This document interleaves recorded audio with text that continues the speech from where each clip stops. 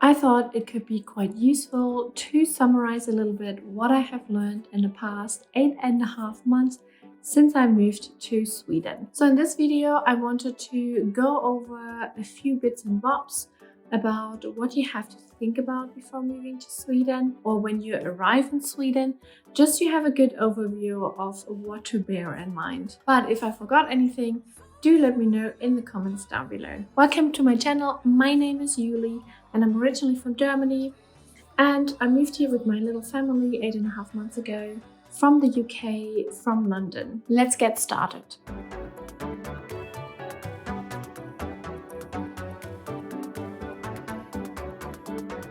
So first of all, let's talk about money. So one particular thing I found here in Sweden is that you don't really need any cash. So normally when you move somewhere, even when you go to holiday somewhere, you think about you have to exchange your currency into the currency, like in this case, krona. But since I moved here 8.5 months ago, I have never used any cash. I haven't even seen what the currency here in Sweden looks like. At least not physically. Obviously, I can look it up on Google. So when you come here, you don't need any cash. So just bear that in mind. But nonetheless, you do have to set up maybe a little bit of a system for you which works, because sometimes when you use the card, the bank card from your country, there might be fees. I personally got Revolut, which is quite a new bank. And with Revolut, you can just pay and there's pretty much no fees. Then you do have something here in Sweden, which is called Swish. And you can pay with that all the time. In theory, I would say it's not needed. But what I found, the only times where I actually used it was, for example, at a Christmas market where, they didn't have a card machine, but you could pay with Swish. And it basically works similar to a card. But for example, you can just use a phone number to swish someone money. It's as easy as that. So when we talk about money, we might also want to talk about a bank where you can keep your money. That's probably one of the first things you want to sort out when you come here, but they're actually different experiences. I had a very positive experience, but you might get some resistance from some banks.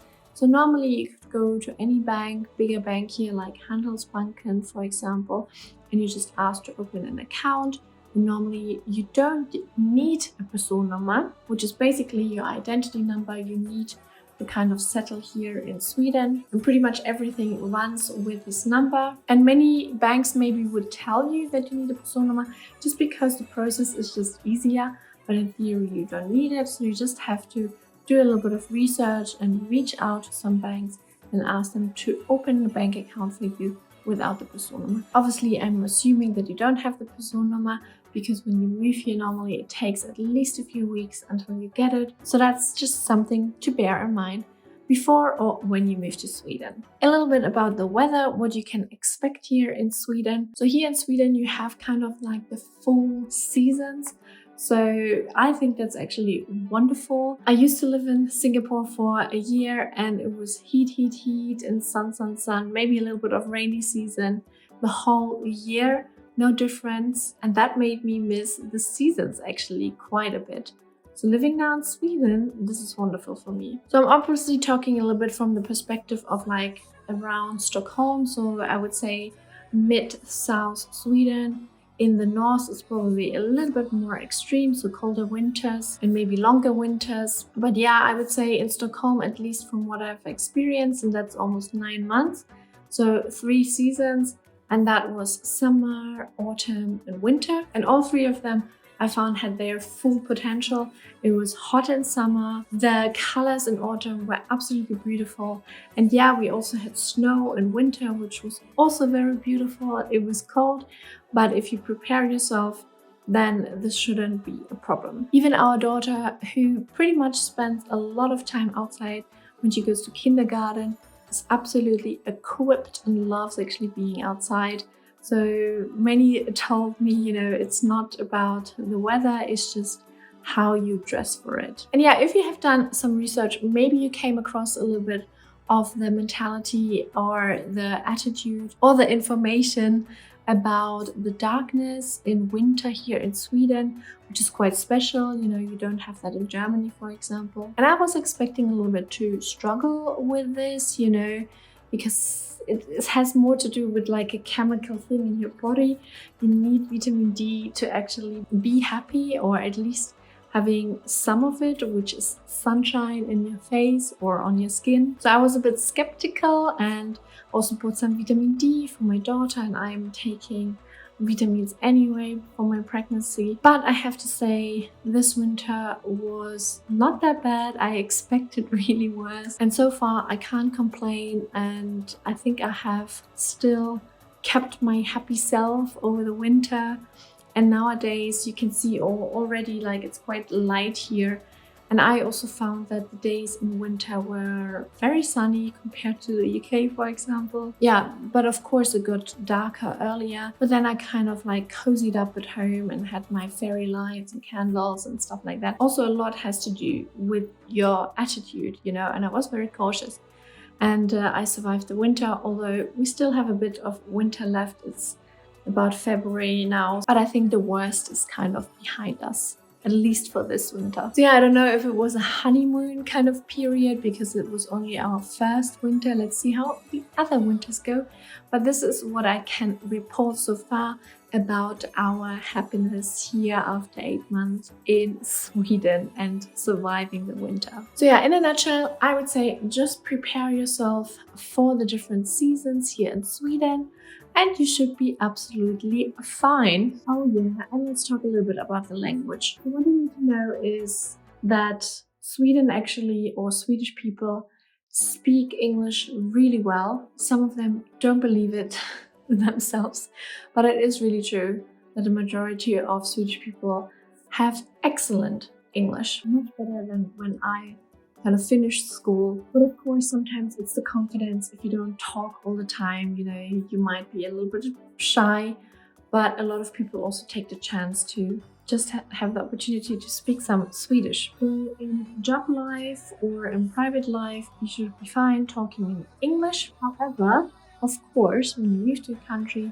it's always good to learn the language, also to get to know the traditions and just the culture of Sweden a little bit more.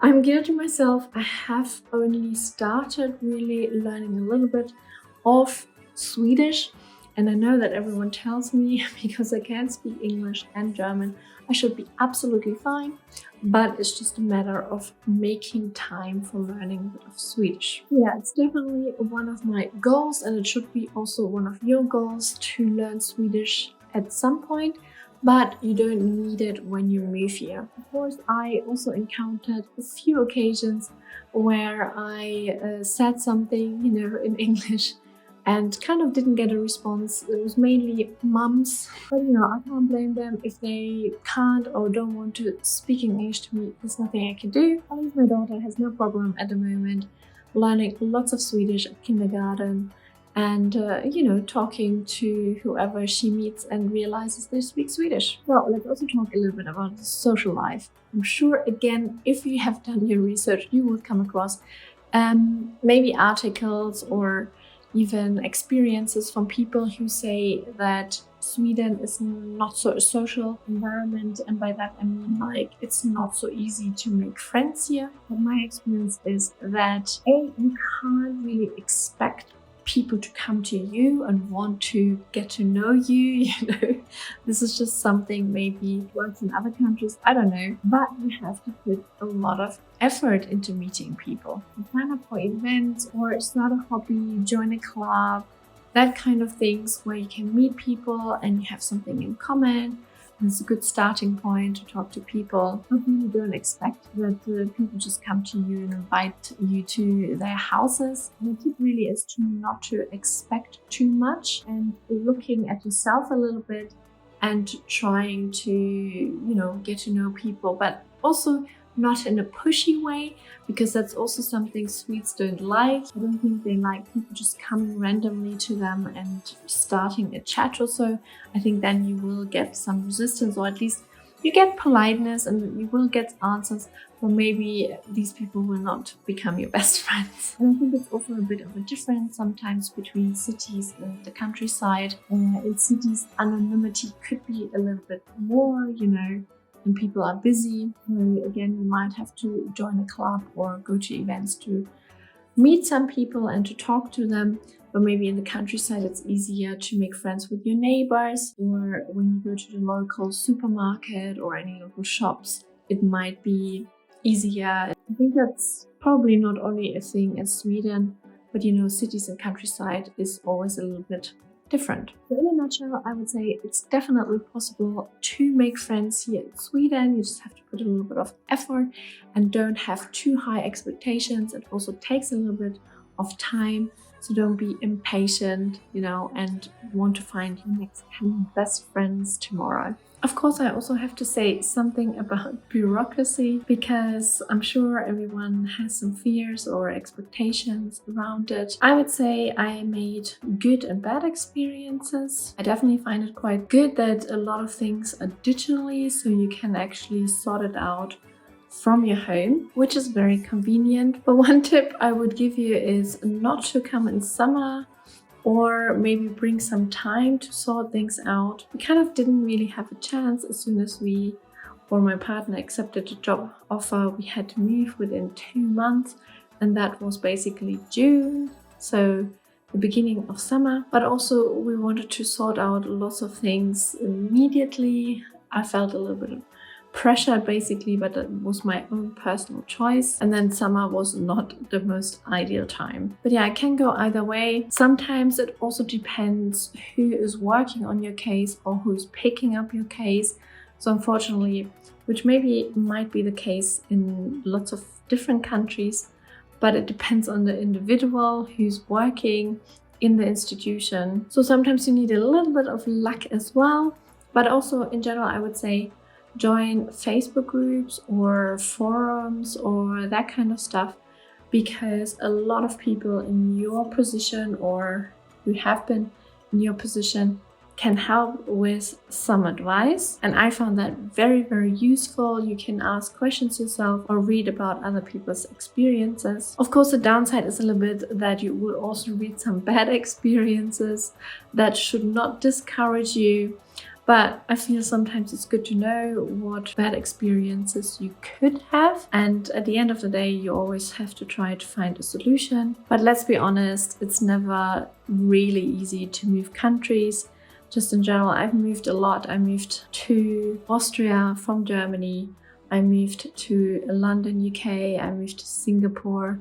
And this all comes with some obstacles every now and then, sooner or later. And of course, you can do your research online, and you definitely should. I did it as well and found out already quite a few things, but it's just never really enough. It's also good if people talk about it, and that's also one reason why this channel now exists, just to help others and share experiences. I find even this channel is really helpful to getting some insights from locals. You should always read the comments of my videos, because some of them are super helpful. Let's briefly talk about jobs in Sweden as well.